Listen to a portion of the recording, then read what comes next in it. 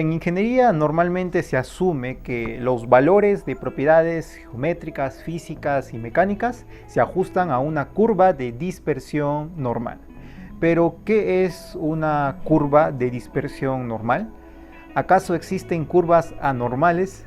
Y sobre todo la pregunta más importante, ¿podemos verificar este enunciado?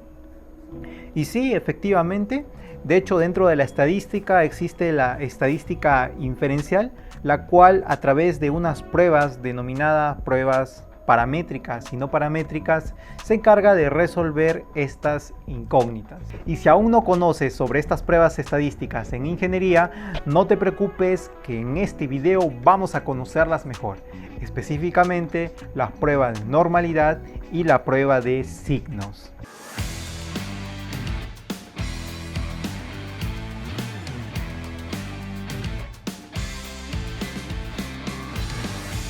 Bienvenidos a un nuevo video de Teddy Class. Ahora vamos a revisar un apartado del estudio de las unidades de arcilla. Específicamente resolveremos un ejercicio de variabilidad de los ladrillos.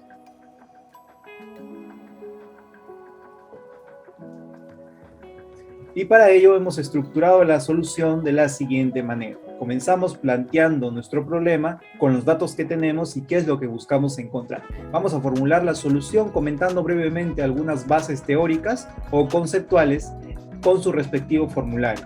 Vamos a desarrollar la solución paso a paso y brindaremos las conclusiones pertinentes que deben tener en cuenta para este tipo de ejercicios.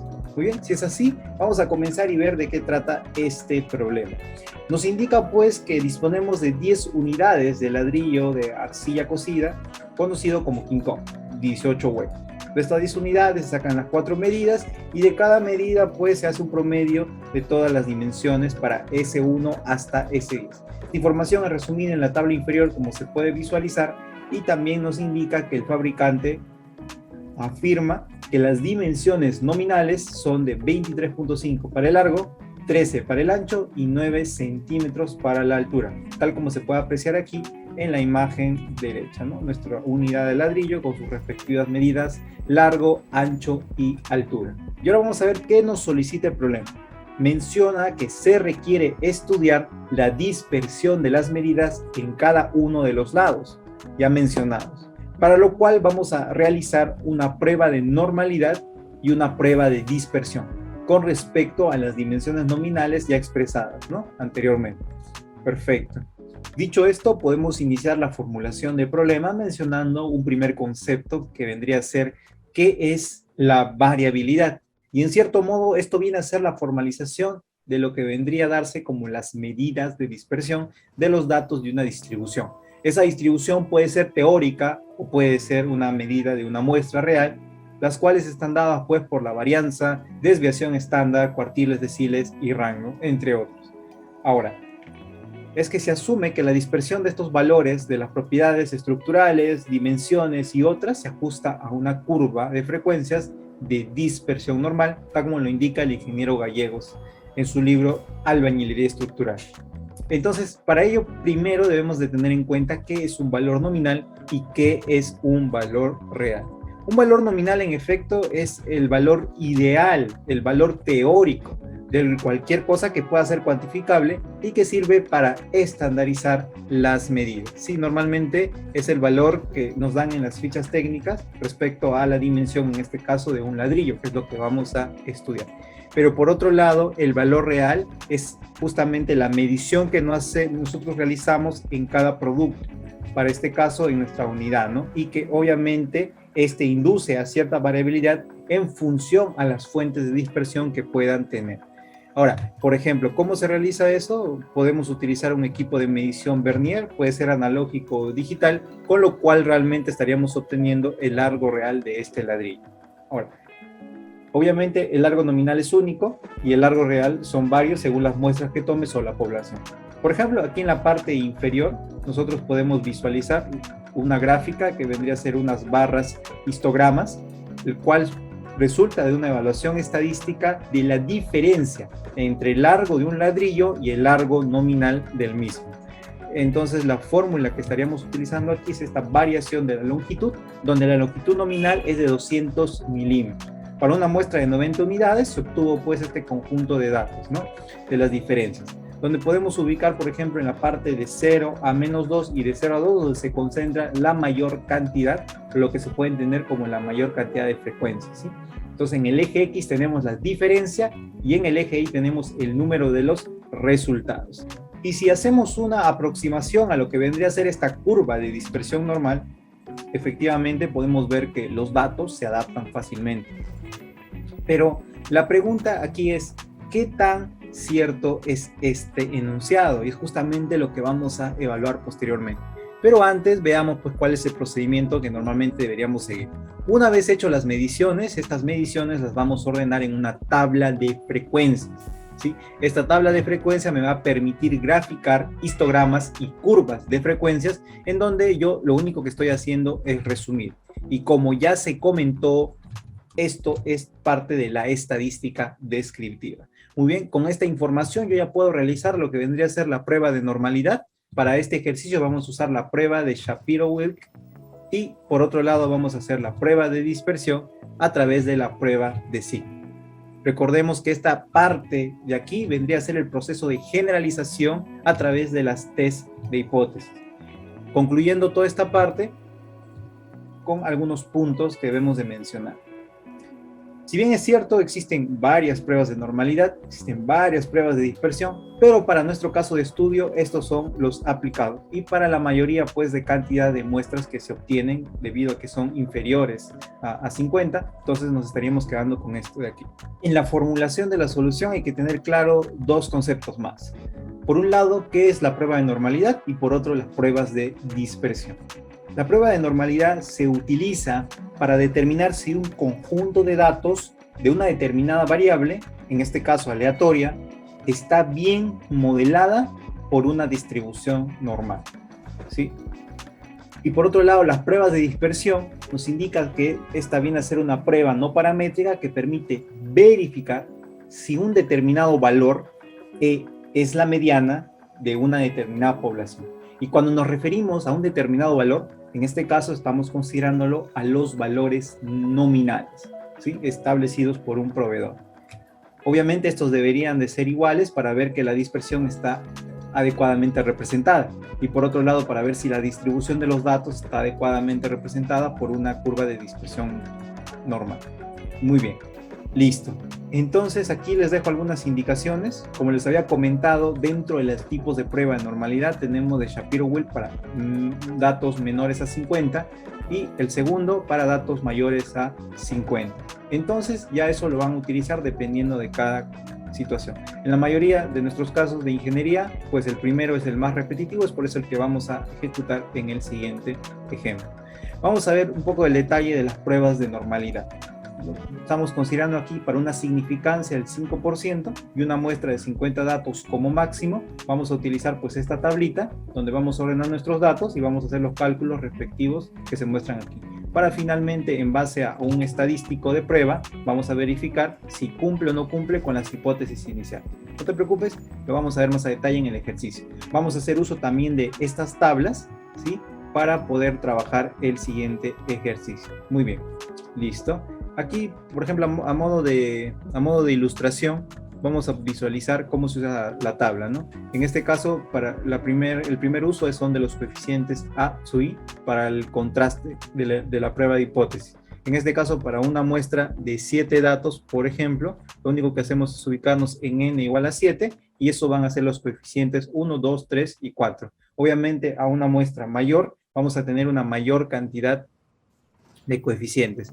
Y luego, para los niveles de significación para la constatación, necesitamos pues un n igual a 7 y un alfa de 0.05. En este caso, para un 7 y para un alfa de 0.05, estaremos obteniendo pues el valor de 0.803.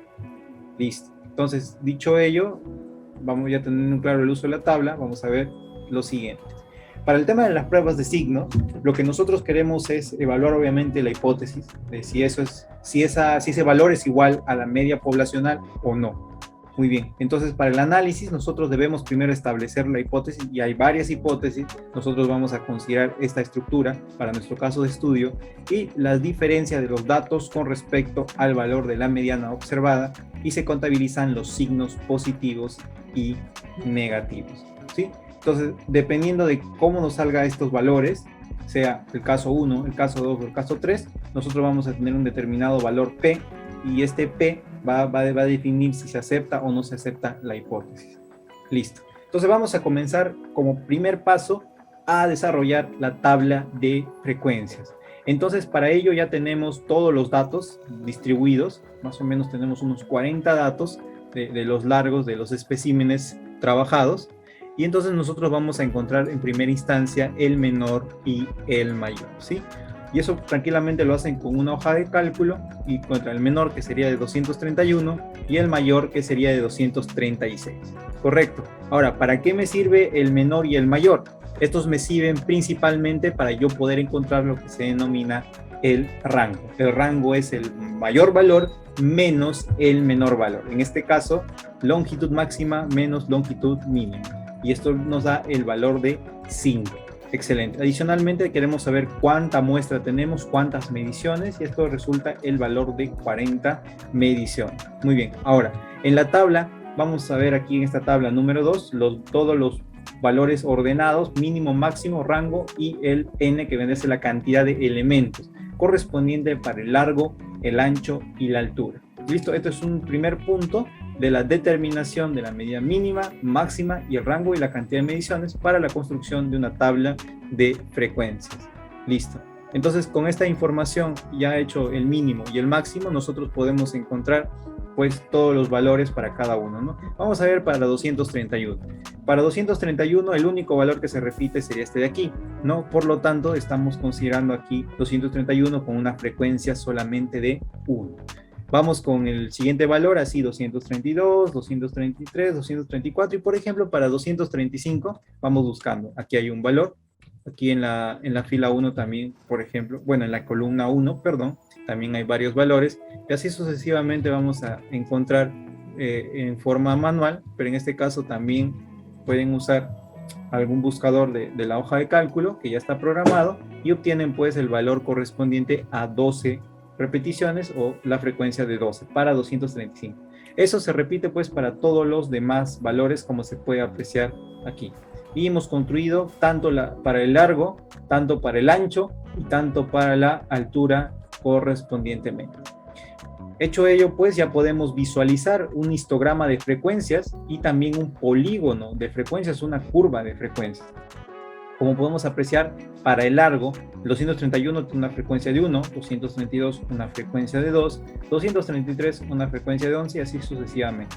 Y la unión pues de todos estos puntos nos da más o menos una gráfica algo similar a lo que vendría a ser una curva de dispersión normal. Entonces, gráficamente podríamos nosotros visualizar cómo está este proceso. Podríamos darnos una idea y una interpretación de si realmente estaría ajustándose o no. Pero esto es una versión gráfica, geométrica, y que no siempre va a estar correcta. Entonces, para ello existen las comprobaciones matemáticas. Entonces, para ello, nosotros vamos a definir una muestra de 10 datos, nada más. No vamos a definir los 40, sino solamente los 10 datos. ¿Y por qué? Precisamente porque cada dato corresponde solamente a un espécimen. Un espécimen se le ha hecho 4 mediciones, pero al final queremos representar con una sola medida. Eso para fines prácticos, ¿sí? Entonces, de esa manera encontramos la medida más representativa de cada ladrillo o espécimen. Y ustedes me preguntarán, pero Jens, ¿cómo hacemos eso? No te preocupes, nosotros tenemos un video exclusivamente donde presentamos lo que son las medidas de dispersión y las medidas de tendencia central, donde vas a poder verlo en la descripción de este video. Listo. Siendo así, entonces, el siguiente paso, una vez obtenido ello, es ordenarlos de menor, pueden visualizar aquí, de menor 232.5 a mayor 235.5. Como pueden ver, ese ha sido el criterio. Luego vamos a hacer el cálculo del promedio. Recuerden, el promedio es la sumatoria de todos los valores entre la cantidad, que vendría a ser 10, y nos da de 234. Hasta ahí vamos bien. Ahora vamos a calcular la diferencia de la longitud con respecto a este valor promedio. Esta variación sería 232 menos 234, el cual me sale un valor negativo de menos 1.5. Y por ejemplo, para un valor mayor sería 234.5 menos 234 sería 0.5. Eso se repite para todos y como puedo ver tengo valores negativos y positivos. Listo. Una vez obtenido ello, lo elevo todo al cuadrado, tal como me indica el procedimiento, y tengo valores positivos tanto superior como en la parte inferior de esta tabla. Y todo ello hago una sumatoria. Esta de acá vendría a ser la suma de todos esos elementos. Muy bien. Hasta este punto es todo cálculo. Ahora vamos a hacer uso de la tabla para hacer la determinación de los coeficientes. En este caso me refiero a esta tabla. Recordemos pues que la cantidad de elementos responde a 10, ¿sí? Y si es 10 necesito encontrar todos los coeficientes, que sería desde el 0.57 hasta el 0.399, el cual corresponde a 5 coeficientes. Siempre es la mitad. Y ustedes me preguntarán, ¿pero por qué la mitad? Ahora vamos a ver por qué es la mitad. Listo. Entonces ahora vamos a colocar en nuestra tabla de estos coeficientes, como pueden apreciar aquí. Muy bien. Una vez colocado ello, nosotros vamos a encontrar esta diferencia, ¿sí? X guión n menos 1, menos i más 1 y x y. No se preocupen. En este caso, no quiero complicarlos, vamos a ver de forma práctica cómo se ejecuta esto. Esta es la posición 1, entonces i es igual a 1. Lo que nos está diciendo aquí es que de los 10 elementos, ¿no? El último elemento quiere que yo lo ubique, correcto. En este caso es de 1.5. Y luego le reste el elemento 1, que sería de menos 1.5. Entonces 1.5 menos 1.5 me da el valor de 3. Ya, hasta ahí está sencillo. Vamos a ver qué pasa para el elemento de posición 2. Es este de acá, 2.25, la misma dinámica. Sería la posición 9 menos la posición 2, lo cual corresponde a 1.25 más 1, 2.25. Y eso se repite, mis estimados y estimadas, para todo. Perfecto. Entonces, ahora sí, continuamos. Vamos a ver cuál es el último paso de esta tabla y viene a ser multiplicar este coeficiente por este valor de diferencias que hemos obtenido, ¿no? El primer caso sería de 0.5739 por 3 me da 1.72. Correcto. Esto se repite para todos los coeficientes que hemos determinado. Y como último paso aquí se realiza la sumatoria. Entonces aquí tenemos la sumatoria de todas estas multiplicaciones. Muy bien, ahora vamos a hacer algunos cálculos. Vamos a realizar el cálculo de un valor determinado S al cuadrado. Este S al cuadrado está dado pues por la sumatoria de estos valores al cuadrado menos n por x al cuadrado. ¿Sí? Muy bien. Entonces, si nosotros hacemos este cálculo, sería 8.875 menos 10, que es la cantidad de valores, por 0 al cuadrado, que en este caso es la sumatoria de las variaciones, ¿no? La variación es de 0, así que 0. Lo cual me queda como 8.875. Perfecto. Y ahora vamos a encontrar el WC, que es otro parámetro para el cual debemos tener cuánto vale B, ¿sí? Y cuánto vale S. Pero ¿quién es B? Ah, pues este valorcito de aquí es B. Y este valorcito de aquí sería SXY, que es, bueno, en este caso la sumatoria de SXY, ¿no? Sumatoria de XY al cuadrado. Y este de aquí sería simplemente XY al cuadrado, que sería su sumatoria, que vendría a ser simplemente el X. Ya está. Perfecto. Ahora, ¿cómo hacemos ese cálculo? Entonces, esto de acá, WC, sería igual a 2.9157 entre 8.875. En este caso, perdón, disculpen, S, ¿no? El valor de S. No vayamos a confundirlo. Y esto nos sale el valor de 0.957. Listo. Ahora sí, ya casi para culminar, vamos a ver los niveles de significancia para este contraste. Y pues vamos a hacer aquí un zoom para ubicarnos. Para un N10 y un 5%, el valor dado específicamente de este W, ¿sí? Para un nivel de significancia de 5% y para 10 valores, 10 datos, es de 0.842. Ya, y el último paso para verificar la corroboración es comparar el WC calculado previamente con la tabla y el WT para estas condiciones estadísticas, ¿sí? Y efectivamente podemos ver que 0.95 es mayor a 0.842. Y según la teoría que se les mostró y lo pueden revisar, ¿qué indica esto? Que no vamos a rechazar la hipótesis inicial. Con una significancia del 5%, la variable tiene una distribución normal, ¿sí? Sin cambio, si esto hubiera sido al revés, hubiera sido menor, esto indicaría que rechazamos esta hipótesis. Para ese nivel de significancia, la variable no tiene una distribución normal. Perfecto. Y ahora vamos a ver la prueba de signos.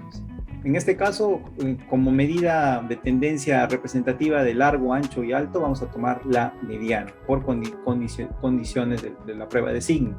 Muy bien, con ello vamos a colocar las medidas nominales que ya nos han dado en el problema con los que queremos hacer esta corroboración, y vamos a hacer las diferencias, ¿no? Nominal menos el valor medido. Sería 1, 2, menos 0, 5 y así sucesivamente para todos los valores. Perfecto.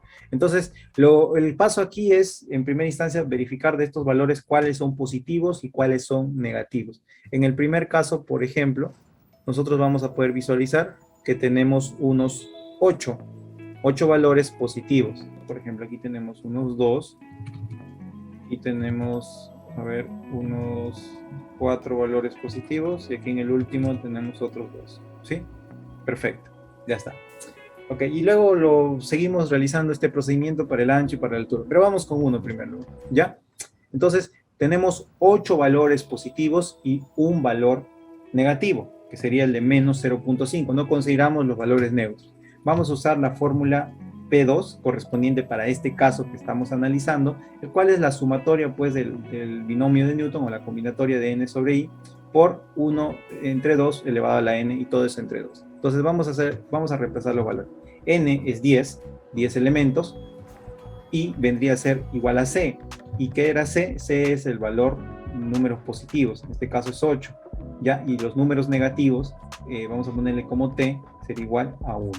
Listo. Entonces hacemos este cálculo brevemente, lo podemos hacer con una calculadora cualquiera, pero nos da pues la realidad de 10 por 9 entre 1 por 2. Y todo eso multiplicado por un medio elevado a la 10. Todo eso entre 2, aproximadamente nos sale 0.02197. Listo. Entonces, ¿cómo se hace la corroboración aquí? Según la teoría, menciona pues que este P2, al ser menor que alfa medio, recuerda, alfa es la significancia, que en este caso es de 0.05, y entre 2 sería 0.025, obviamente esto es menor. Por lo tanto, rechazamos la hipótesis inicial, por lo que este valor nominal establecido no es la mediana de la población de donde se sacó la muestra. Y este procedimiento se realiza pues para absolutamente todas las dimensiones, ancho y alto. Para el caso de las pruebas de Shapiro-Wilk podemos ver que solamente el largo cumple, por lo tanto solo tiene una distribución normal el largo. El ancho y el alto no tienen una distribución normal, entonces por lo tanto o tienen una gran dispersión o esa muestra para nada se ha hecho bien, ¿no? Entonces aquí habría que revisarlas, por ejemplo. Con respecto a qué hipótesis hemos trabajado, la hipótesis inicial era distribución normal y la hipótesis nula era no distribución normal. Por otro lado, el cálculo para la prueba de signo nos indica que en los 3 casos se rechaza y en ninguna situación el valor nominal representa la población del cual se ha sacado. Por lo tanto, también estamos mal, ¿no? Donde M sub 0 es la mediana poblacional, que es la que queremos ver si se acerca o no el valor nominal, ¿ya? Y las hipótesis que hemos considerado en este caso vendría a ser, si estos son iguales, esa es la hipótesis inicial, y si son distintas, esta es la hipótesis nula. En este caso todas han salido como hipótesis nula. Como lo prometido es deuda, en la descripción de este video vas a encontrar todo el material que hemos utilizado en este video, desde los apuntes, las hojas de cálculo y anexos y otros links de referencias que te ayudarán a complementar esta información. Y con ello hemos concluido este ejercicio. No olvides dejarnos tus consultas en la caja de los comentarios y recuerda que con TEDi crece, logra e impacta. Nos vemos en un próximo video de TEDi Class.